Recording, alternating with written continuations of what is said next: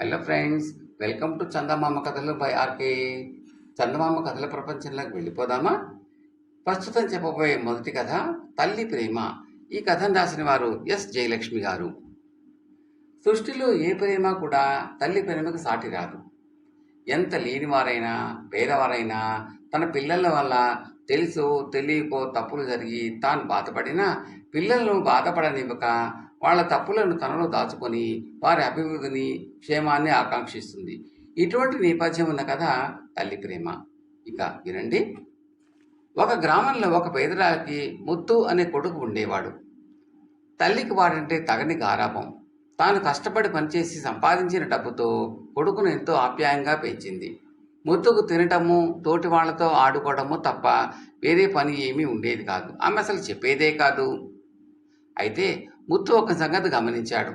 తన ఈడు కుర్రాళ్ళందరూ కూడా తమకు చేతనైన పనులు ఏవో చేసి తల్లిదండ్రులకు సహాయంగా ఉంటున్నారు. తాను కూడా అదే విధంగా తల్లికి సహాయపడదామని ముత్తు అనుకున్నాడు. కానీ తన కొడుకు శ్రమించడం ఆ తల్లికి ఇష్టం లేకపోయింది. ఉన్న ఊళ్ళో తాను పనిచేయటానికి తల్లి ఒప్పుకోదు. అందుచేత మరే ఊరైనా వెళ్ళి పనిచేయాలని ఉగలటం ముత్తుకు కలిగింది. అందుకు కూడా తల్లి ఒప్పుకోదని తెలిసి ముత్తు ఒకనాడు తల్లికి చెప్పకుండా ఇంటి నుంచి బయలుదేరాడు. వాడు చాలా దూరం ప్రయాణం చేసి ఒక గ్రామం చేరి అక్కడ ఒక ధనికుడి ఇంట పనికి కుదిరాడు. ధనికుడు వద్ద ఒక సంవత్సరం పనిచేశాక వాడికి తల్లి మీద గాలి మళ్ళింది. వాడు ఆ మాట యజమానితో చెబితే ఆయన వాడికి ఒక వెండి అచ్చు బహుమానంగా ఇచ్చి దాన్ని జాగ్రత్తగా ఇంటికి చేసి వాడుకోమన్నాడు. ముత్తు పనిచేసిన కాలంలో ధనికుడి ఇంట 2 పెళ్లిళ్ళు జరిగాయి. అప్పుడు ధనికుడు తన నౌకర్లకి అందరికీ కట్నాలు కానుకలు దండిగా ఇచ్చాడు. ముత్తు తాను పనిచేసిన కాలంలో జీతం డబ్బులు కూడా ఏమీ తీసుకోలేదు. అందుచేత ఇప్పుడు వాడికి ఇంత వెండి దొరికింది. దాన్ని వాడు పైబట్ట కొంగు కట్టుకుని భుజాన్ని వేసుకుని ఉత్సాహంగా తన గ్రామానికి బయలుదేరాడు. నడుస్తున్న కొద్దీ ముత్తుకు ఆ వెండి మూట భారం పెరిగిపోతున్నట్టు అనిపించింది. ఆ బరువులన్న చురుకుగా నడవలేకపోయాడు. అయినా ఆ వెండిని చూసి తల్లి సంతోషిస్తుందన్న ఆశతో వాడు ఆ మూటను భుజాలు మార్చి మోస్తూ నడిచాడు. ముత్తు కొంత దూరం వెళ్ళాక ఒక మనిషి గుర్రమై ఎక్కి ఎదురొచ్చాడు. దాన్ని చూడగానే ముత్తుకు తనకు అటువంటి గుర్రం ఉంటే తాను వేగంగా తల్లిని చేరుకోవచ్చు కదా అనిపించింది. వాడు గుర్రం మీద వచ్చేవాడిని పలకరించి, ఏమండి, ఇటువంటి గుర్రం ఖరీదు ఎంత ఉంటుంది అని అడిగాడు. నీ దగ్గర ఏమున్నది ఆ గుర్రాన్ని కొనటానికి అని ఆ గుర్రం మనిషి అడిగాడు. ముత్తు తన దగ్గర ఉన్న వెండిని ఆ మనిషికి చూపాడు. ఆ మనిషి ఆ వెండిని తీసుకుని గుర్రాన్ని ఇవ్వటానికి ఒప్పుకున్నాడు. ముత్తు తన వెండి కాస్త ఆ మనిషికి ఇచ్చేసి అతని సహాయంతో గుర్రం మీద ఎక్కి కూర్చున్నాడు. ముత్తు ఆ గుర్రాన్ని ఎక్కి కూర్చోగానే అది శరవేగంతో దౌడు తీయడం ప్రారంభించింది. దాని వేగాన్ని అదుపు చేయటం కానీ దాన్ని తన ఇష్టం వచ్చిన దిక్కుగా నడిపించడం కానీ ముత్తుకు సాధ్యపడలేదు. గుర్రం అలా దౌడు తీసి పోతూ ఉంటే ఒకచోట ఆవులు మేపుతున్న వాడొకడు ముత్తు పరిస్థితి గమనించి కర్ర ఎత్తి గుర్రానికి ఎదురు వచ్చి దాన్ని ఆపడానికి ప్రయత్నించాడు. గుర్రం ఆగింది. అయితే ఆగే ముందు వెనక కాళ్ళ మీద లేచి ముత్తును కింద పడేసింది. తర్వాత ఆవులను మేపేవాడు ముత్తును లేవదీసి, జానుడు లేవు, నీకు ఈ గుర్రం స్వారీ ఏమిటి? అసలు ఈ గుర్రం నీకు ఎలా వచ్చింది? ఎక్కడినా దొంగిలించలేదు కదా అని అడిగాడు. ముత్తు తన సంగతంతా ఆ మనిషితో చెప్పుకున్నాడు. నువ్వు చాలా పొరపాటు చేశావు. ఈ గుర్రాన్ని చూసి మీ అమ్మ ఏమని సంతోషిస్తుంది? అంతకన్నా నీ చెప్పిన మాట విని ఒక ఆవును తోలుకుపోయినట్టయితే మీ అమ్మ చక్కగా పాడు చేస్తుంది కదా. ఇప్పుడైనా మించిపోయింది లేదు. నాకు ఈ గుర్రాన్ని ఇచ్చి మంచి ఆవును తీసుకుని ఇంటికి వెళ్ళు. మీ అమ్మ నిన్ను మెచ్చుకుంటుంది అన్నాడు ఆవులను వేపే మనిషి. ఆవు దూడలను పెడుతుందని, ఇంటి నిండా ఆవుల మంద తయారవుతుందని ఊహించుకుని ముత్తు గుర్రాన్ని ఇచ్చి ఆవును తీసుకోవటానికి ఒప్పుకున్నాడు. కానీ ఆవులను మేపేవాడు వాడికి ఒట్టిపోయిన ఆవునిచ్చి పంపేశాడు. ముత్తు ఆవును తోలుకుంటూ బయలుదేరాడు. వాడి మధ్యాహ్నం అయినప్పటి నుంచి ఆకలి దహించుకుపోతున్నది. సాయంకాలం దాకా ఆగితే ఆవు పాలిస్తుందని అవి తాగి కడుపు నింపుకోవచ్చునని వాడు అనుకున్నాడు. సూర్యాస్తమయం వేళకు ముత్తు ఒక మేకల మంద ఉండే చోటికి చేరాడు.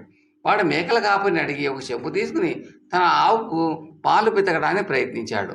పాలు రాకపోగా ఆవు అతన్ని తన్నింది. ఇదంతా చూసిన మేకల కాపరి నవ్వి, ఇది ముసలి ఆవు, నీకేం పాలిస్తుంది? దీన్ని ఎక్కడ సంపాదించేవేమిటి అని అడిగాడు. ముత్తువాడి తన కథంతా చెప్పాడు. పాపం, నిన్ను చిన్నవాడిని చేసి మోసం చేశారు. ఈ ఆవును ఇక్కడ వదిలేసి ఒక మంచి పాడి మేకరిస్తాను, తీసుకుపో. కొద్ది కాలంలోనే నీకు ఒక మేకల మంద ఏర్పడుతుంది అన్నాడు మేకల కాపరి. వాడు తాను ఇస్తానన్న మేకకి పాలు పితికి ముత్తుకు తాగడానికి పాలు కూడా ఇచ్చాడు. ముత్తు తృప్తిపడి ఆ మేకను తోలుకుంటూ ఇంటిదారి పట్టాడు. కొంత దూరం పోయాక మేక ముత్తు వెంట రాక వెనక్కు పోవడానికి ప్రయత్నిస్తూ మే మే అని గట్టిగా అరవసాగింది. దానితో పెనుగులాడేటందుకు ముత్తుకు శక్తి చాలలేదు. ఇంతలో ఒక మనిషి చంకలో కోడి పుంజును పెట్టుకుని అటుగా వచ్చి, ఎందుకప్పాయి ఆ మేకతో ఘర్షణ పడుతున్నావు? ఇది నీది కాదా ఏమిటి? ఎక్కడికి తీసుకుపోతున్నావు అని అడిగాడు. ముత్తు ఆ మనిషికి తన కథంతా చెప్పేశాడు. కోడిపుంజు మనిషి అంతా విని, మీ ఊరు ఇంకా చాలా దూరం ఉంది. ఈ మేకను బలవంతాన అంత దూరం నువ్వు నడిపించలేవు. దీన్ని నాకు వదిలేసి ఈ కోడిని తీసుకో. ఇది రోజుకు 10 గుడ్లు పెడుతుంది. చూస్తూ ఉండగానే నీ ఇల్లంతా కోళ్లమయం అయిపోతుంది. మీ అమ్మ ఎంతో సంతోషిస్తుంది అన్నాడు. ముత్తుకు ఈ సలహా నచ్చింది. ఆ మనిషి చేతిలో ఉన్నది కోడిపుంజని, అది గుడ్లు పెట్టదని కూడా ముత్తుకు తెలియదు.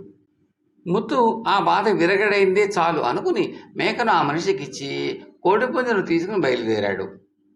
వాడు కొంత దూరం పోయాక ఒక గ్రామంలో ఒక మనిషి అనేక కత్తులు తన ముందు పోగేసుకుని పాత రాయి మీద ఒక్కొక్కటే సానపడుతున్నాడు. ముత్తు ఆగి వాడు చేసే పని చూసి, ఎందుకు ఇలా చేస్తున్నావు అని అడిగాడు. కత్తులకు పదును పెడుతున్నాను. ఈ కత్తులన్నీ పదును పెట్టానంటే ₹1 డబ్బులు వస్తాయి, ఒక పూట పని అన్నాడు సానవాడు. నాకు కూడా అటువంటి రాయి ఉంటే బాగుండే అన్నాడు ముత్తు. నా దగ్గర ఇంకో రాయి ఉంది, కావలిస్తే అమ్ముతాను అన్నాడు సానవాడు. కొనడానికి నా దగ్గర ఈ కోడి చెప్ప ఏమీ లేదు అన్నాడు ముత్తు. పోనీ అదైతే అంటూ సానవాడు కోడి పుంజను తీసుకుని ఒక సానరాయి ముత్తుకిచ్చాడు. ఆ రాయితో ముత్తు తన గ్రామం చేరుకుని తల్లితో తాను ధనికుడిచ్చిన బరువైన వెండి ముద్దను సానరాయి కింద ఎలా మార్చింది వివరంగా చెప్పాడు. పిచ్చి వెదవా, అంత వెండి పోగొట్టుకుని ఈ పనికిమాల రాయి తెచ్చావా? పోన్లే, వెండి పోతే పోయింది, నువ్వు తిరిగి వచ్చావు అంతే చాలు అన్నది వాడి గురించి బెంగపడి ఎంతగానో తల్లడిల్లిపోయిన ఆ తల్లి. ఆ తర్వాత ఆమె వాడి పనిలో ప్రవేశించనిచ్చింది. ముత్తు మంచి పనిమంతుడు కావటం చేత తల్లి కన్నా ఎక్కువే సంపాదించి తల్లిని సుఖపెట్టాడు. కథ సమాప్తం. తరువాతి కథ తిక్కకు శాస్తి.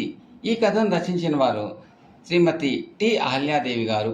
ఈ కథను జాగ్రత్తగా విని లాజిక్గా స్టెప్స్ గుర్తుపెట్టుకుని ఫాలో అయితే కథ పూర్తిగా అర్థమవుతుందండి. జాగ్రత్తగా వినండి. ఒక యాత్రికుడు ఒక అడవి మార్గాన వెళుతూ ఉండగా దారిలో చీకటి పడింది. అసలే చలి రోజులు. ఆ చలిలోనూ చీకట్లోనూ పడి నిర్మానుష్యమైన అడవిలో ఎంత దూరం ప్రయాణం చెయ్యాలో అని యాత్రికుడు భయపడుతూ ఉండగా కొద్ది దూరంలోనే ఒక కుటీరం కనబడింది.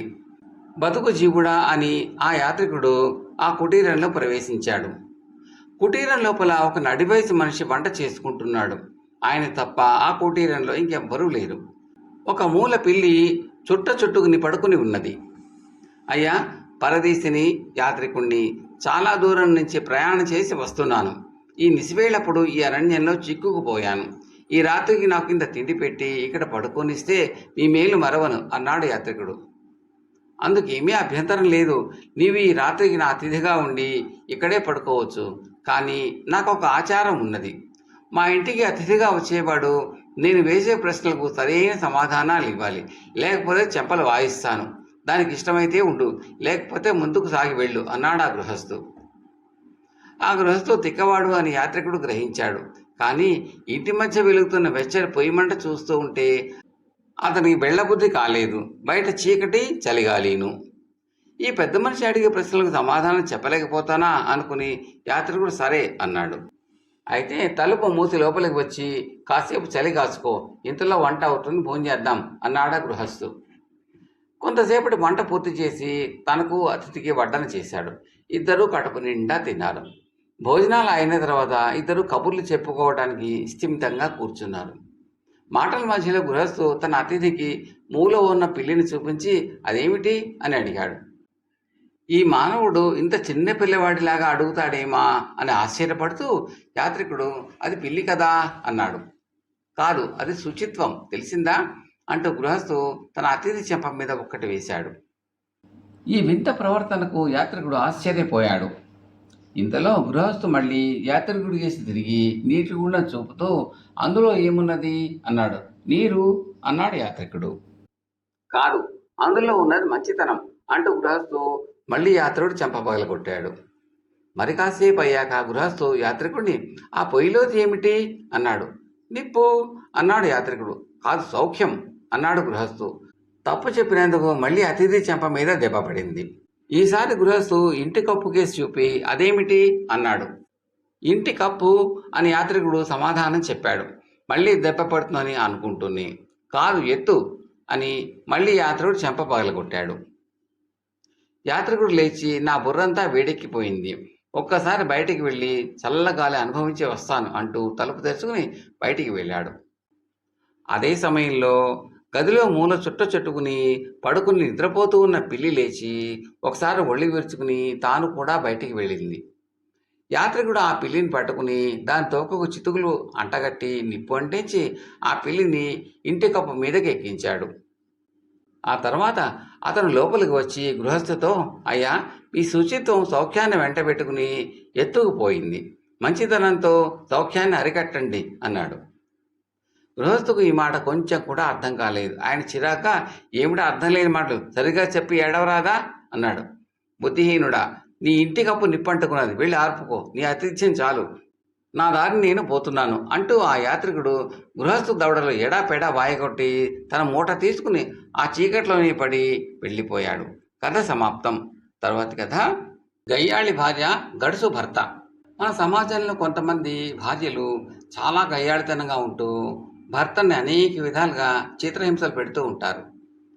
వారికి మన పెద్దవాళ్ళు చెప్పిన సామ దాన భేద దండోపాయాలు వర్తించవు. ఎందుకంటే వీరు వాటన్నిటిని మించిపోయి ఉంటారు.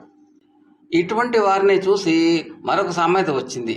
అదేమంటే కుక్క కాటుకు చెప్పు దెబ్బ. అంత గట్టి దెబ్బ తగిలితే కానీ వీళ్ళు మారరు.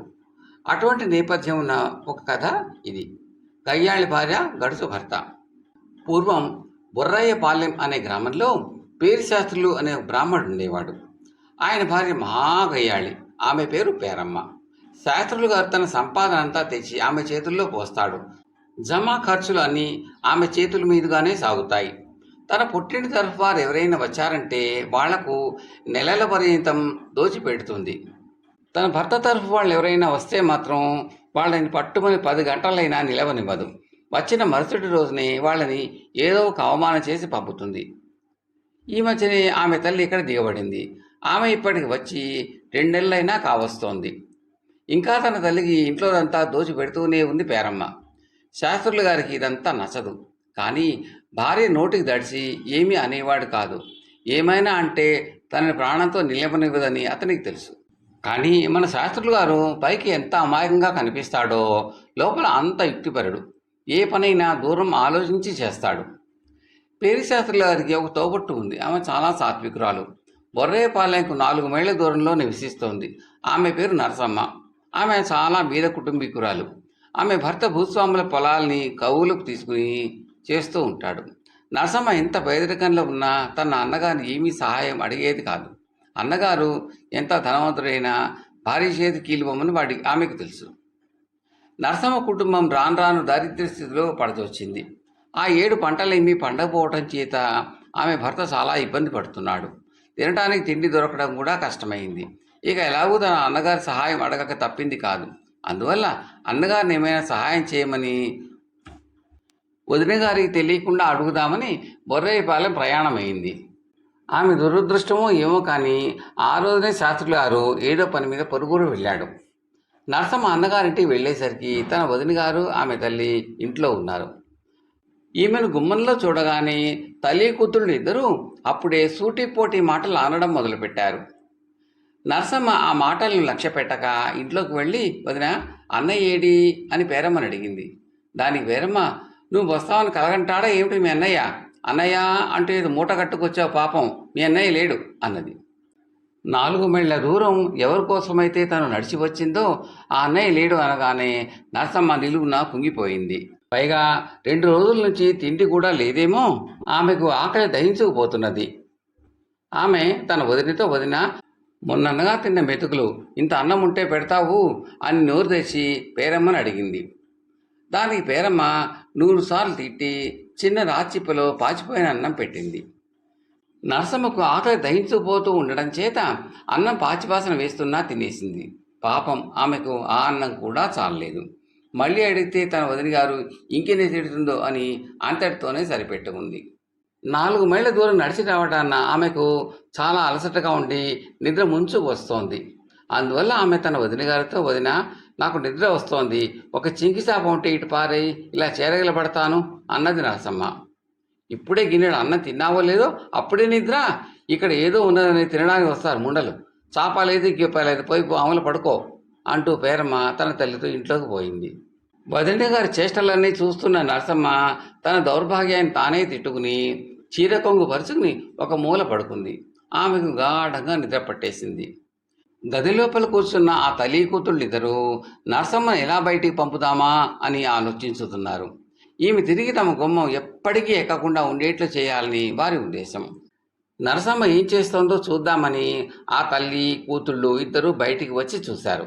నరసమ్మ ఓ మూల నిద్రపోతోంది. ఏనాడైనా చముర్రాయిని ఆమె తల నుండి పేలు గోడ మీద పాకుతున్నాయి. అది చూసి వాళ్ళిద్దరూ విరగబడి నవ్వుకున్నారు.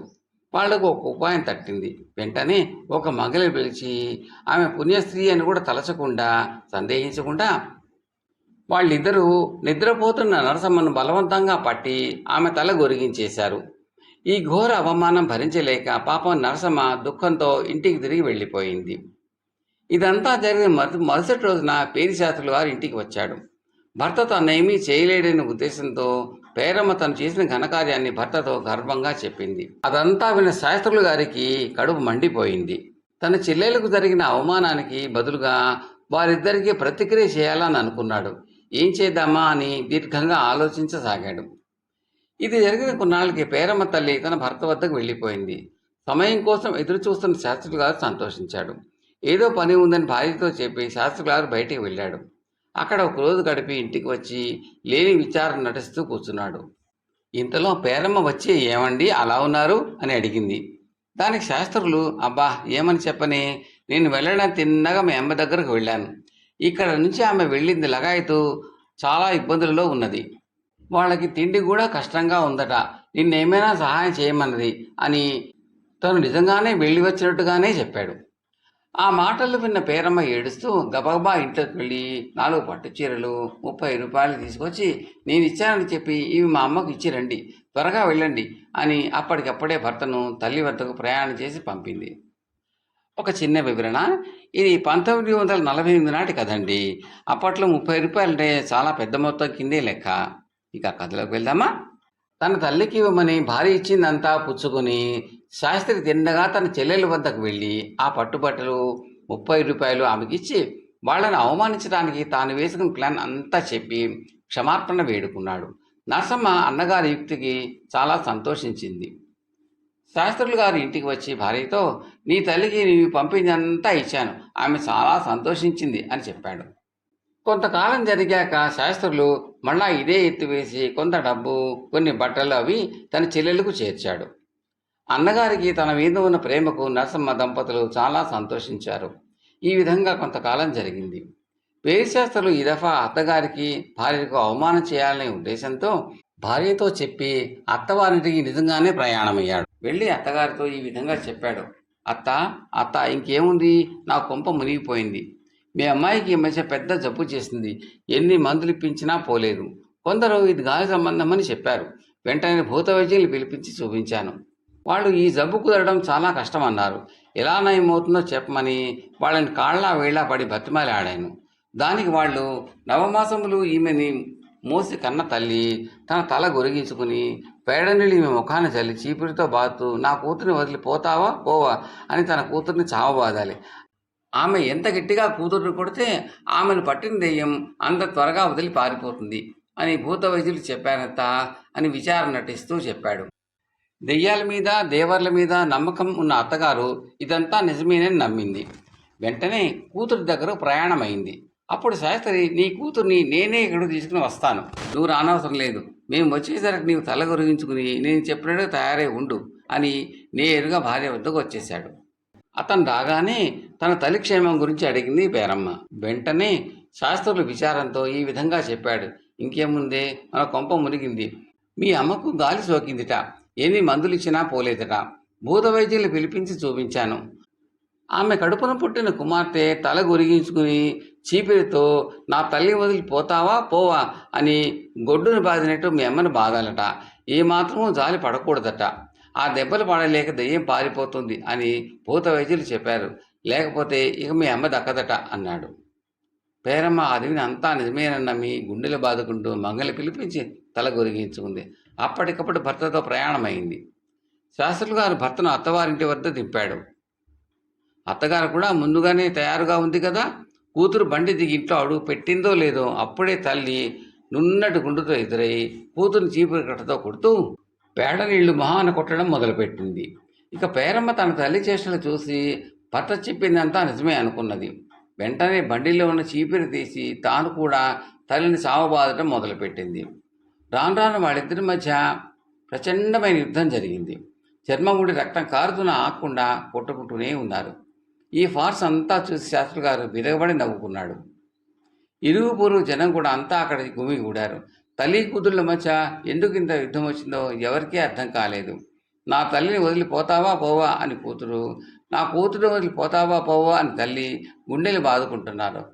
పాపం వాళ్ళ శరీరం అంతా రక్తమయమే. శాస్త్రులు గారు విరగబడి నవ్వుతూ చూస్తున్నాడే కానీ విడిపించలేదు. ఇక ఆ తల్లి కూతుళ్ళు ఇద్దరు అలసిపోయి ఆలోచనలో పడ్డారు. అసలు విషయం ఎంతకాలం దాగుతుంది? బండారం బయటపడిపోయింది. తల్లి కూతుళ్ళిద్దరూ అంతా తెలుసుకున్నారు. ఇక వాళ్ళ కోపానికి అంతు లేకుండా పోయింది. శాస్త్రుల్ని నవిలి మింగేద్దామా అనిపించింది ఇద్దరికీను. నీకేం పోయే కాలం వచ్చింది, మమ్మల్ని ఇలా ఏడిపించావు అంటూ వాళ్ళిద్దరూ శాస్త్రుల మీద పడ్డారు. శాస్త్రులు గారు పక్కకు తప్పుకుని గంభీరంగా ఈ విధంగా సమాధానం ఇచ్చాడు. అది కాదు, మీ తల్లి కూతుళ్ళిద్దరూ నున్నటి గుండు చూస్తూ ఉంటే ఆ రోజున మీరు నా చెల్లెలకి గొరిగించిన గుండు గుర్తుకొచ్చి నవ్వుతున్నాను అన్నాడు. అతను చెల్లెలికి తాము చేసిన అవమానానికి ప్రతీకారంగా తమని యుక్తిగా ఈ ఘోర అవమానం చేశాడని వాళ్ళు గ్రహించుకుని సిగ్గుపడ్డారు. యుక్తికి మించిన శక్తి లేదు కదా.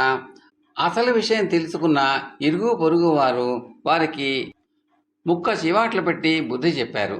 ఆ తరువాత పేరమ్మ పూర్తిగా మంచిగా మారిపోయింది. కథ సమాప్తం. తరువాతి కథ సగం సగం. ఒక యాత్రికుడు ఒక ఏకాదశి నాడు ఒక గ్రామం వచ్చి అక్కడ జమీందారు గారి మామిడి తోట చూశాడు. మామిడి పళ్ళు కోతకు సిద్ధంగా ఉన్నాయి. ఏకాదశి ఉపవాసం గనక ఫలహారానికి ఆ మామిడి పళ్ళు బాగుంటాయని యాత్రికుడు జమీందారు వద్దకు వెళ్ళి పళ్ళు కావాలని అడిగాడు. అతను కోరిన పళ్ళు కోసుకునేటందుకు అనుమతి ఇస్తూ జమీందారు చీటీ ఇచ్చాడు. అది చూసి తోటకు కాపలా కాసేవాడు, నువ్వు కోసుకున్న పళ్ళలో సగం నాకు ఇయ్యాలి అన్నాడు. అలాగే ఇస్తాను, కానీ నేనిచ్చిన పళ్ళలో ఒకటి నాకు తిరిగి ఇయ్యాలి అన్నాడు యాత్రికుడు. కాపలావాడు సరేనన్నాడు. యాత్రికుడు తోటమాలితో కూడా ఇలాంటి ఒప్పందమే చేసుకున్నాడు. అయితే అతను రెండు పళ్ళు కోసుకున్నందున తోటమాలికి కానీ కాపలావాడికి కానీ ఏమీ దక్కలేదు.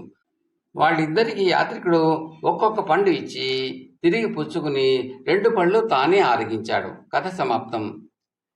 ఈ కథలపై మీ అభిప్రాయాలను కామెంట్లో తప్పక తెలపండి. అది మాకు ఎంతో ఎంకరేజింగ్గా ఉంటుందండి. Thank you very much.